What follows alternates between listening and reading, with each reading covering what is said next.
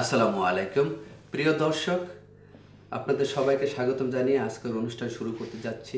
আজকে আলোচনায় আপনাদের সাথে আছি আমি মিজানুর রহমান, আর আমাদের সাথে আমাদের নিয়মিত অতিথি ডক্টর ইমরানুল হক, যিনি ইউনিভার্সিটি অফ ম্যানচেস্টারের একজন ইকোনমিক্সের অ্যাসোসিয়েট প্রফেসর। চলে যাওয়া যাক ডক্টর ইমরানুল হক সাহেবের কাছে। জনাব ডক্টর ইমরানুল হক, আজকে কী বিষয় নিয়ে আপনি আলাপ আলোচনা করবেন আমাদেরকে একটু বলুন। ধন্যবাদ ব্যারিস্টার মিজান সাহেব। তো ইসলামী অর্থনীতি আসলে প্রচলিত অর্থনীতির সাথে কিছু ডিফারেন্স অনেকটা আমরা আলোচনা করেছি এর আগের এপিসোডগুলোতে। তো মূল জিনিস হচ্ছে যে ইসলামী অর্থনীতির মূল টার্গেট হচ্ছে মানুষ, আচ্ছা, এবং মানুষের কল্যাণ। জি, এই কল্যাণ যখন বলা হয় তখন প্রচলিত অর্থনীতির সাথে ইসলামী অর্থনীতির পার্থক্য হচ্ছে যে প্রচলিত অর্থনীতি হচ্ছে মানুষের দুনিয়াবি কল্যাণ, আচ্ছা, বা দুনিয়াবি সফলতার কথা চিন্তা করে। আচ্ছা, আর ইসলামী অর্থনীতি হচ্ছে যে মানুষের দুনিয়াবি সফলতা এবং আপনার হিয়ার আফটার যে আখেরাতের সফলতা, এই দুটাকে সমন্বয় করার চেষ্টা করে। আচ্ছা, মূল টার্গেট প্রায়োরিটি হচ্ছে যে আখেরাতের সফলতা, কিন্তু আখেরাতের সফলতা পেতে হলে পাওয়ার জন্য দুনিয়াকে কি ছেড়ে দিবে? না, দুনিয়ার সফলতার সমস্ত কার্যক্রম করার মাধ্যমে আখেরাতের সফলতা অর্জন করার বিষয়। এই জীবনের কার্যক্রম, এখানে আমরা যে কাজ করবো, যেরকম করবো সেই রকম ফলটা আমরা যেন আখিরাতে পাবো, সেটাই হলো মূলত বিষয়। জি জি। তো এখন বিষয়টা এরকম যে আমি একজন মানুষ হিসেবে আমি আখেরাতমুখী হয়ে যাওয়া মানে এই নয় যে আমি আমার পরিবার ছেড়ে দুনিয়া ছেড়ে জঙ্গলে চলে গেলাম, হ্যাঁ, আপনার শুধুমাত্র জিকির আজকার করতে থাকলাম, হ্যাঁ, আমার পরিবারের কোনো খবর নাই, এটাও যেরকম নয়। আবার একই সাথে আমি পরিবারের প্রতি এমন বেশি মনোযোগী হলাম, নিজের দুনিয়াবি ম্যাটেরিয়ালিস্টিক সফলতার দিকে এত বেশি মনোযোগী হলাম, আখেরাতের কথা ভুলে গেলাম, এটাও যেন না হয়।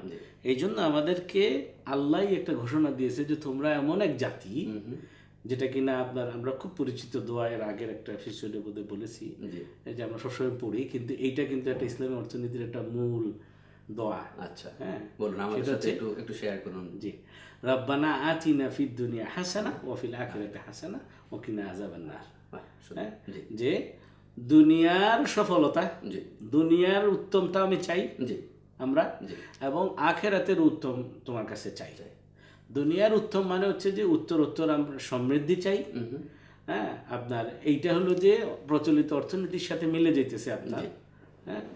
আর আখেরাতের সফলতা হচ্ছে যে এইটার মাধ্যমে যেন আমার আখেরাতে যেন আমি খারাপ কিছু না হয়, এটা অ্যাচিভ করতে, দুনিয়ার জিনিসটাকে অ্যাচিভ করতে গিয়ে আখেরাতেও যেন আমি কি পাই, জান্নাত পাই, আল্লাহর সন্তুষ্টি অর্জন পাই, আল্লাহর দিদার হাসিল করি, এগুলো সব যেন আমার কাছে থাকে। এখন এই যে হিউম্যান ওয়েলফেয়ার কথা যে বললাম, যে হিউম্যান অ্যাচিভমেন্টের কথা যে বললাম, মানুষের সফলতার কথা, অর্জনের কথা, এইটা কিসের মাধ্যমে হবে? ওখানে দুইটা জিনিস আছে।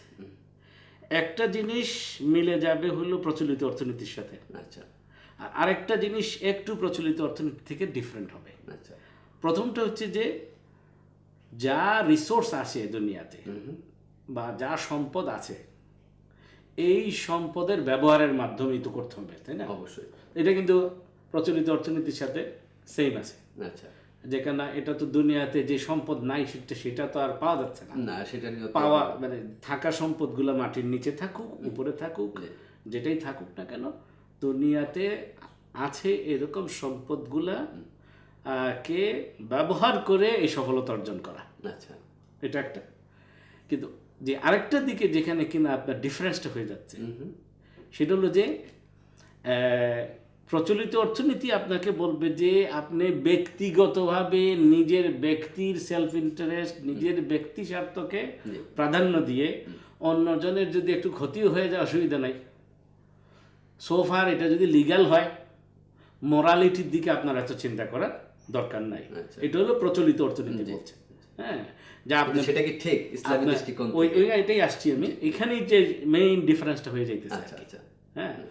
প্রথমে ছিল হলো যে আপনার সফলতার দিক থেকে একটা ডিফারেন্স হচ্ছে, প্রচলিত অর্থনীতি শুধু দুনিয়াবি সফলতার কথা চিন্তা করে, জি আর ইসলামী অর্থনীতি বলবে যে দুনিয়ার এবং আখেরাতের দুই জায়গার সফলতা। আচ্ছা ওই যে মূল উদ্দেশ্যে তো একটা ডিফারেন্স আছে। জি এই মূল উদ্দেশ্যের ডিফারেন্সের কারণে এইটা অ্যাচিভ করতে হবে কি এবং কি পদ্ধতিতে, তিনটা কোশ্চেন কিন্তু এখানে। আচ্ছা আচ্ছা উদ্দেশ্য কি, কি অ্যাচিভ করার মাধ্যমে এই উদ্দেশ্য হাসিল করা যাবে, আর কিভাবে করতে হবে, আচ্ছা এই তিনটা প্রশ্ন নিয়েই হচ্ছে অর্থনীতি আসলে। আচ্ছা আচ্ছা হ্যাঁ, তো প্রচলিত অর্থনীতিতে মাঝখানে যেটা আছে এটা সব দুই পক্ষ সমান। আচ্ছা আচ্ছা যে কি, সেটা কিরকম? ওই যে বললাম যেটা, যে সম্পদ যা আছে সেটার ব্যবহারের মাধ্যমে, আচ্ছা আচ্ছা ঠিক আছে না?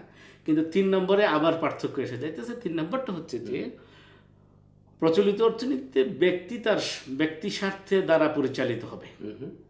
হ্যাঁ, আর যদি গ্রুপ সেন্সে চিন্তা করা হয়, দেশ সেন্সে চিন্তা করা হয়, দেশ মনে করেন যে বাংলাদেশ বাংলাদেশের স্বার্থ নিয়ে চিন্তা করবে, অন্য দেশের স্বার্থ নিয়ে চিন্তা করবে না। আচ্ছা ইংল্যান্ড ইংল্যান্ডের স্বার্থ নিয়ে চিন্তা করবে, অন্য দেশের কথা চিন্তা করবে না। জি আবার ইউরোপিয়ান ইউনিয়নের ভিতরের দেশগুলোর স্বার্থ নিয়ে চিন্তা করবে, এর বাইরের দেশগুলোর স্বার্থ নিয়ে চিন্তা করবে না। এটা হলো প্রচলিত অর্থনীতি দিচ্ছে।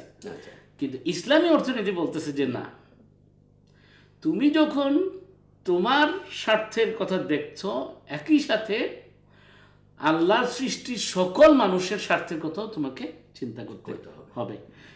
ইসলাম হচ্ছে একটা ইউনিভার্সালিজমে বিশ্বাস করে, হ্যাঁ, যে আপনার সারা বিশ্বের সকল মানুষের কল্যাণ, আমার কল্যাণের সাথে সাথে সারা বিশ্বের সকল মানুষের যেন কল্যাণ হয়, আমার কল্যাণ করতে গিয়ে অন্যদের যেন কোনো ক্ষতি না হয়। ইউরোপিয়ান ইউনিয়নের দেশগুলোর শুধু কল্যাণ করতে গিয়ে ইউরোপিয়ান ইউনিয়নের বাইরের দেশগুলোর যেন কোনো ক্ষতি না হয়, এই চিন্তা করতে হবে। এইটার জন্য বাস্তব পদক্ষেপ কি? বাস্তব পদক্ষেপ হচ্ছে আপনার খুব সুন্দর ওয়ার্ড দুইটা আপনার এইখানে, এই আমাদের এই ইংল্যান্ডে খুব প্রচলিত, কোঅপারেশন, পার্টিসিপেশন। আচ্ছা আচ্ছা এটা কিন্তু আসলে ইসলামের জিনিস, যে সহযোগিতা এবং অংশীদারিত্বের ভিত্তিতে। আমাদেরকে একটু বুঝিয়ে বলে নেবেন প্লিজ। যেমন অসহযোগিতার মাধ্যমে নয়।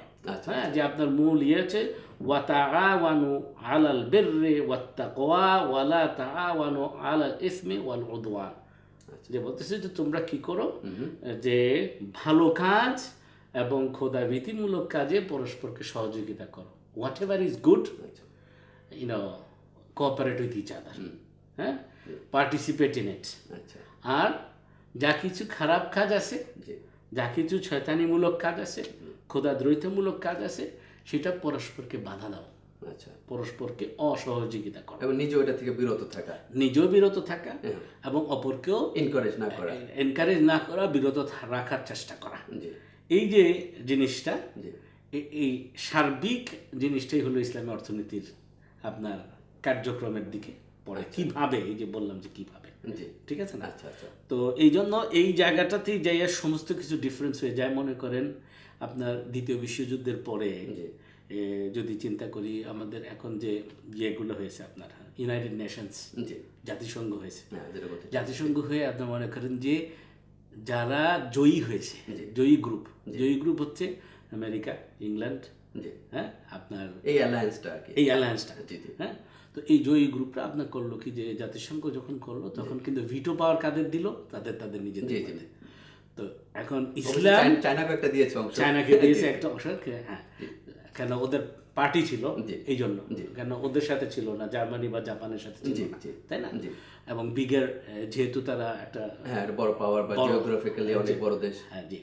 তো এই জন্য এটা কি হয়েছে আপনার দেখেন, এই ভিটো পাওয়ার ইসলামিক্যালি এটা অ্যালাউড হবে না। আচ্ছা আচ্ছা, হ্যাঁ, বুঝছেন? তো এখানে কেন হবে না? কারণ হচ্ছে যে আপনি জাতিসংঘে যাই চিন্তা করেন, আচ্ছা, শেষ পর্যন্ত যাইয়া এই দেশগুলার যদি একটা ভিটো দিয়ে দেয়, আপনার সমস্ত চিন্তা 250-252টা দেশের সমস্ত চিন্তা আপনার কি হয়ে যাবে, শেষ হয়ে যাবে। মানে তার অর্থাৎ অনেকটা এটা ব্যক্তি বা দেশ স্বার্থিক হয়ে যাচ্ছে। তখনই কিন্তু তারা কি করছে, এইটা কিন্তু প্রচলিত অর্থনীতি এটাকে অ্যালাউ করে। তখনই কি হচ্ছে যে আপনার এমন কোনো সিদ্ধান্ত নেওয়া হবে না যেটা কিনা এই ভিটো পাওয়ারওয়ালা দেশগুলার স্বার্থের বিপরীতে যায়। আচ্ছা আচ্ছা, কথা বলছেন তো? তো এই জিনিসগুলোকে আপনার ইসলাম বা ইসলামী অর্থনীতি মেথোডোলজিগত দিক থেকে বা পদ্ধতিগত দিক থেকে এটাকে আপনার পারমিট করে না বা অ্যালাউ করে না। আচ্ছা আচ্ছা। এই সার্বিকভাবে আমি যদি সামারি করি যে ইসলামী অর্থনীতি হচ্ছে আপনার উদ্দেশ্য হলো মানুষের দুনিয়ার এবং আখেরাতের কল্যাণ, আখেরাতের কল্যাণকে মানে মূল রেখে, প্রায়োরিটিতে রেখে আপনার দুনিয়ার কল্যাণ যতটা আপনি হাসিল করতে পারেন, অথবা দুনিয়া কার্যকর করা, হ্যাঁ, কার্যক্রম, এবং এটা করার জন্য আপনি দুনিয়ার সকল সম্পদকে ব্যবহার করার মাধ্যমে এটা করবেন, পারস্পরিক সহযোগিতা এবং অংশীদারিত্বের মাধ্যমে। অসহযোগিতা বা কোনো ভনিতা, কোনো রাজনৈতিক কৌশলের মাধ্যমে আরেকটা গ্রুপকে ডিপ্রাইভ করবে, এটার মাধ্যমে নয়। Thank you doctor Imran. আমরা যাচ্ছি একটা ছোট্ট বিরতিতে, বিরতির পর আবার ফিরে আসতেছি আপনার সাথে। প্রিয় দর্শক, আমরা যাচ্ছি সংক্ষিপ্ত একটি বিরতিতে, বিরতির পর আবার ফিরে আসছি। আশা করি আপনারা আমাদের সঙ্গেই থাকবেন। আসসালামু আলাইকুম।